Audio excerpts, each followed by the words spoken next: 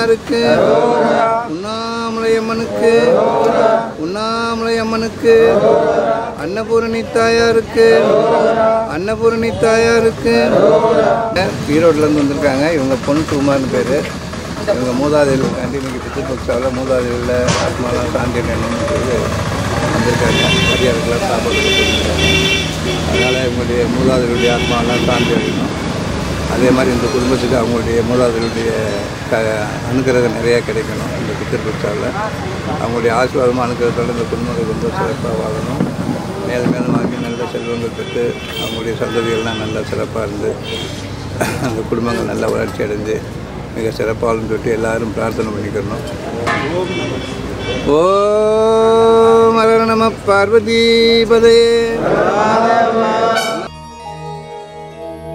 ஓம் பித்ருகணாய வித்மஹே ஜகத்தாரிணி தீமஹி தன்னோ பித்ரு பிரச்சோதயாத்.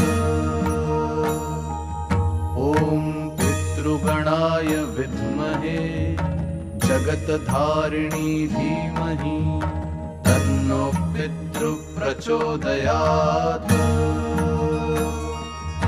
ॐ पितृगणाय विद्महे जगत्धारिणी धीमहि तन्नो पितृ प्रचोदयात्.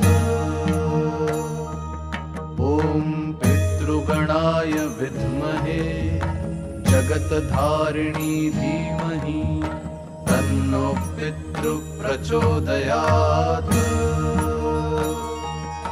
ॐ पितृगणाय विद्महे जगत्धारिणी धीमहि तन्नो पितृ प्रचोदयात्. ॐ पितृगणाय विद्महे जगत्धारिणी धीमहि तन्नो पितृ प्रचोदयात्. ॐ पितृगणाय विद्महे जगत्धारिणी धीमहि तन्नो पितृ प्रचोदयात्. ॐ पितृगणाय विद्महे जगत्धारिणी धीमहि तन्नो पितृ प्रचोदयात्. ॐ पितृगणाय विद्महे जगत्धारिणी धीमहि तन्नो पितृ प्रचोदयात्. ॐ पितृगणाय विद्महे जगत्धारिणी धीमहि तन्नो पितृ प्रचोदयात्.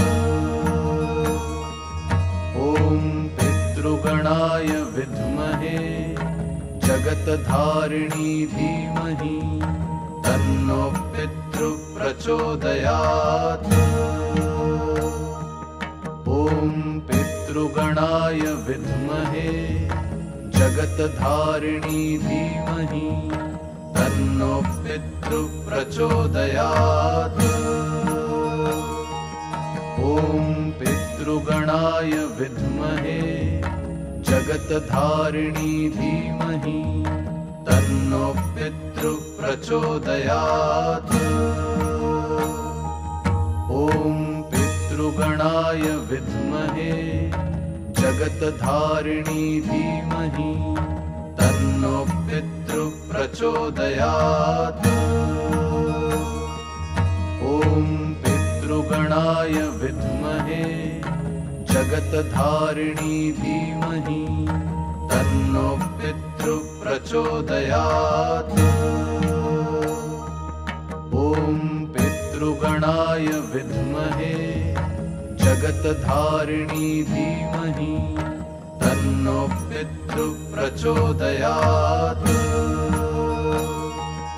ॐ पितृगणाय विद्महे जगत्धारिणी धीमहि तन्नो पितृ प्रचोदयात्.